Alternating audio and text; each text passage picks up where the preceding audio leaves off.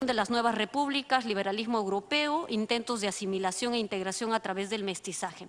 Recordemos que incluso en el caso peruano se decía que los indígenas necesitaban de un otro sujeto, ¿no?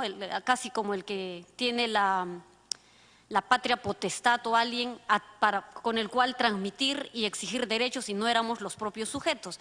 Cuando el 55 las mujeres peruanas ejercen el derecho al voto presidente, las mujeres indígenas, especialmente iletradas, analfabetas, no lo ejercíamos. Y eso ha sido un proceso de construcción en adelante también. La abolición de la esclavitud que ocurre de 1850 en adelante. La violencia ocurrida en los años 80 al 2000 afectó principalmente a los pueblos indígenas, puesto que son quechuahablantes, aymaras, ayánicas de selva central. Hubo un proceso de debilitamiento y reducción de los ordenamientos jurídicos que los protegen. Por ejemplo, el goce de derechos en relación a la tierra, los recursos, el proceso creciente de invisibilización de las agendas de los pueblos indígenas. Lo podemos además notar aquí en el Parlamento y dentro de las políticas públicas del Estado, y hay un alto grado de conflictividad social en áreas de territorio nacional con mayor población indígena. Ya vemos nomás las cifras de la Defensoría del Pueblo, nomás de 200 conflictos sociales entre ambientales y otros. Parece que con el nuevo defensor han ido disminuyendo eso en términos numéricos, pero bueno, hay una vieja deuda histórica con los pueblos indígenas, presidente, y la data oficial muestra un severo déficit. Y aquí mostramos una pequeña tabla, solo voy a hacer un recuento muy rápido, de cómo, por ejemplo, en términos de la participación política, mientras que para el conjunto del país el voto y participación es universal para todos, para los pueblos indígenas hay una determinación unilateral de cuotas establecidas por el Jurado Nacional de Elecciones a partir del Código Electoral. Recordemos el 15% como una cuota para la presentación de listas para gobiernos locales. 15%, Presidenta, que se traduce en una persona en gobiernos locales. En educación, si bien formalmente está asegurado mediante diversos sistemas la cobertura, Presidenta, en pueblos indígenas solo entre 2 y 6% de estudiantes desarrollan capacidad lectora en su lengua materna. El 46% de docentes en EIB no tienen formación en esta especialidad y el buen inicio del año escolar, los informes y los reportes y los congresistas además haciendo esta labor de fiscalización, hemos podido constatar que efectivamente la educación intercultural bilingüe no logra coberturarse, no hay textos que terminen de responder a esas características socioculturales diferentes, y la formación docente también bilingüe intercultural que sigue manteniendo la brecha, ¿verdad? En términos de salud, aquí podemos ver una cifra realmente muy deprimente, diría yo, porque solo el 12%, por ejemplo, de la Amazonía accede a agua potable. Y son 85% de castellano hablantes que se atienden, por ejemplo, en el sector salud, partos, ¿no? A nivel de partos. Y si bajamos o vemos cómo esto ocurre en población quechua aymara, siempre va disminuyendo el porcentaje. Dentro del reconocimiento institucional, Presidenta, al día de hoy se reconoce 55 pueblos indígenas en nuestro país, mediante criterios, algunas parciales, como el tema de la lengua, pero se desconocen muchas otras, como por ejemplo la autoafirmación o la autoidentificación, que por suerte y buen avance, en este censo del 2017 ya fue incorporado en nuestro país, y somos el último país en América Latina que ha incluido la autoafirmación. Ya lo han hecho países como Uruguay, en donde no necesariamente hay población porcentualmente significativa, pero existen, viven y entonces necesitan también ser visibilizados. Entonces, en el caso peruano ocurre lo mismo. Vamos a pasar a la siguiente lámina, ya entrando a lo que tiene que ver con nuestra propuesta, Presidenta, y para que quede como muy clara la sustentación, y eso es el propósito. ¿Por qué nace la incorporación del concepto de plurinacionalidad? Y partamos por entender el concepto de qué es Estado, y de acuerdo a la construcción legal, entendemos que es el territorio conocido, población permanente, gobierno y capacidad de tener relaciones externas. ¿Y qué es nación? Esto se remite a una construcción socio-psicológica que refiere a ancestro común, historia, costumbres, tradiciones, cultura e identidad. ¿Qué es el Perú finalmente? El Perú entendamos que es el reconocimiento de la existencia de las diferencias de culturas e identidades entre sociedades, mundos, categorías, cosmovisiones y racionalidades precolombinas. Por eso tenemos población quechua, aymara y las amazónicas como el aguajún, los shuar, huampis, entre otros. Y el carácter pluricultural del Estado y nación peruana. Lo pluricultural ya lo tenemos en nuestra Constitución. La diferencia lingüística, Presidenta, por ejemplo, los quechuas del sur, centro y norte, el aymara en el altiplano y otras 47 lenguas tienen sus variantes y están reconocidas ya dentro de nuestra normativa nacional. Los principios rectores como la reciprocidad, la complementariedad, el plurilingüismo son parte de todo lo que en nuestro país hemos ido reconociendo también dentro de las políticas públicas y normas nacionales, ¿no? Para ser reiterativos. Existe una base de datos del Ministerio de Cultura, esto va más allá del concepto de comunidades porque la base de datos reconoce a pueblos indígenas. La incorporación del concepto de plurinacionalidad no colisiona con el Estado unitario ni con la soberanía.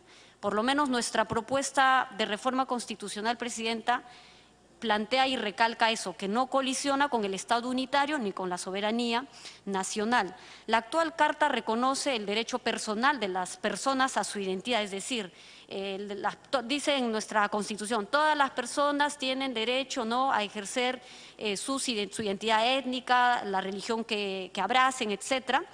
El Estado reconoce y protege la pluralidad étnica y cultural de la nación en el artículo 2.19. Esta propuesta, Presidenta, plantea avanzar en el reconocimiento colectivo de los pueblos indígenas, es decir, si la Carta Magna reconoce a las personas, ¿no?, que tienen derecho a reafirmar sus identidades, su cultura, sus cosmovisiones, con esta reforma lo que hacemos es reconocer más bien de manera colectiva a los pueblos indígenas, además como ya están reconocidos dentro del ordenamiento jurídico internacional.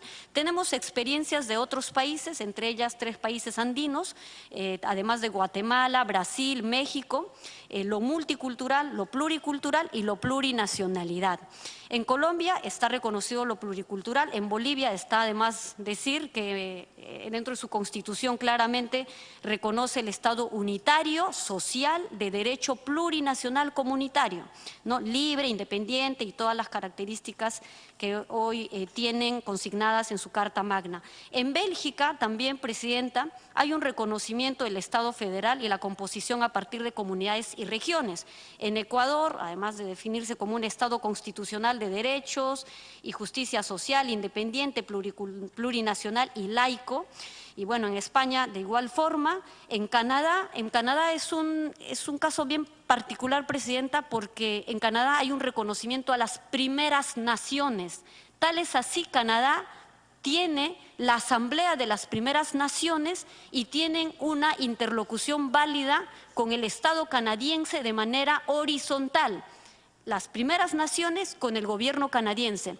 Y Canadá tiene una firma de tratado entre los pueblos de las primeras naciones con el Estado canadiense. Entonces, siendo Canadá, y cualquiera diría, bueno, es un país del norte, no, tienen muchísimo más avanzado incluso en términos de reconocimiento a los pueblos indígenas en Canadá. Y así podemos revisar, Presidenta, en Finlandia, Suecia, Noruega, que cuentan con un parlamento sami, los 3 países, en términos de su libre determinación, y los estados Noruega, el sueco y el finlandés los reconoce y el Parlamento Sami es legal. Yo he tenido la oportunidad de estar en el Parlamento Sami en Finlandia hace 2014 y he podido conocer la experiencia de cerca. ¿En qué ha afectado a su Estado unitario? En nada, al contrario, ha enriquecido esa característica pluricultural y hoy el pueblo Sami puede asistir a una escuela en donde le enseñan Sami.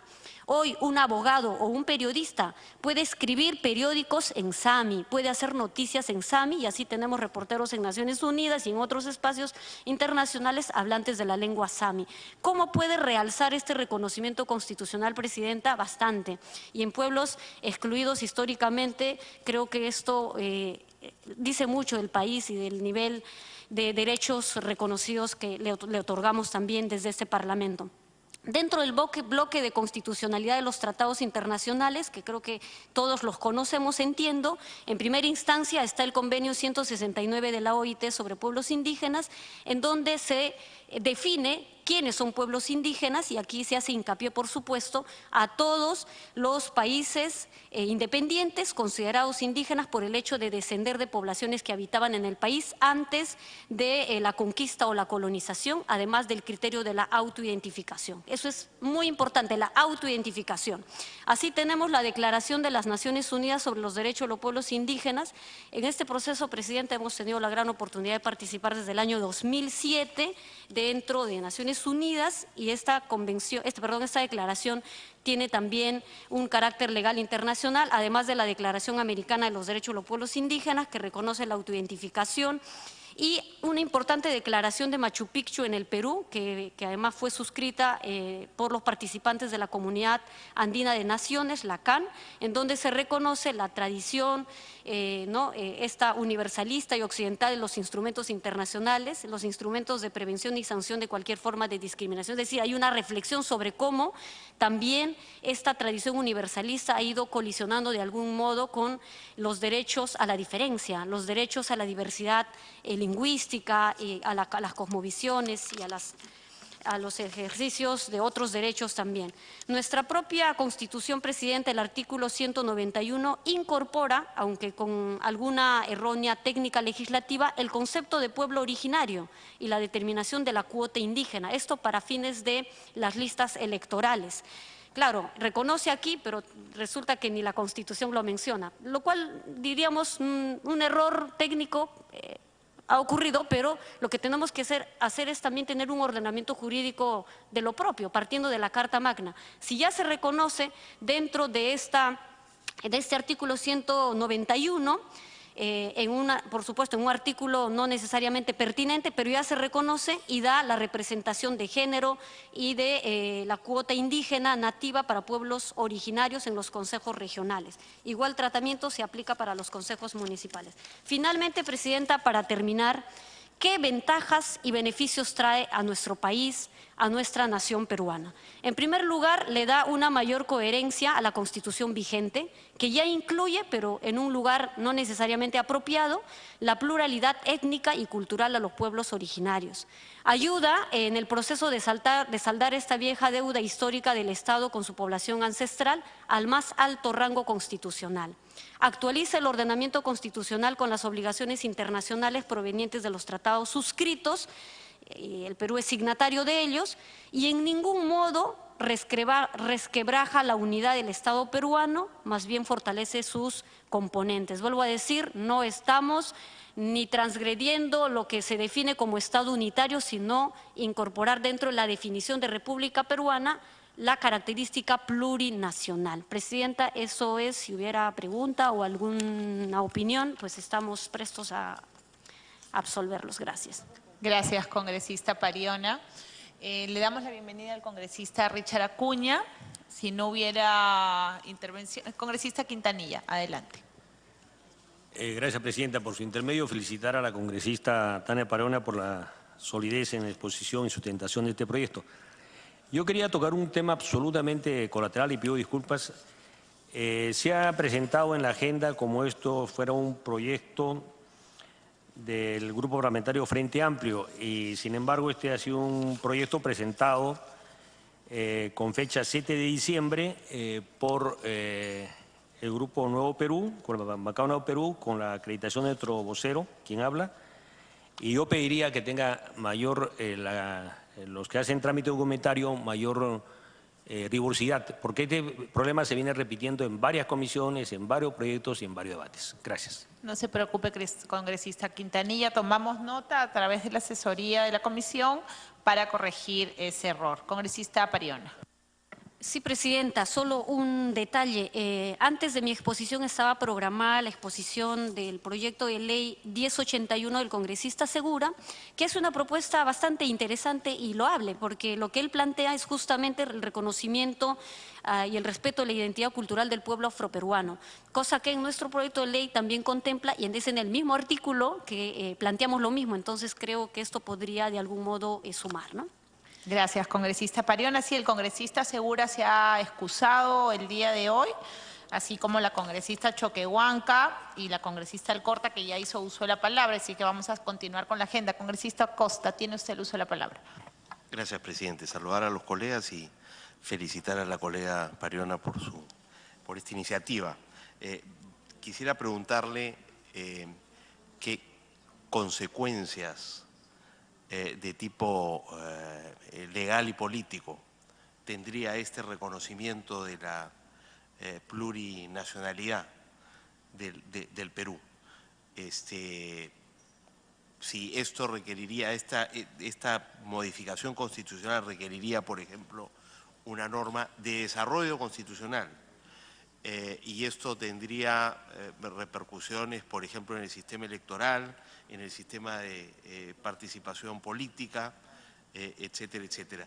O si usted cree que simplemente se trata de un reconocimiento de una realidad sin implicancias de otro tipo en la estructura de organización política, electoral y social y jurídica del Perú. Sí, puedo Congresista responder. Pariona. Gracias, presidenta. Creo que es importante lo que plantea el congresista Gino, porque una reforma constitucional, por supuesto que va a traer a colación algunos cambios dentro de la política pública, dentro de lo que los pueblos indígenas hasta el día de hoy vemos que han sido postergados, por eso se trata de resolver una deuda histórica.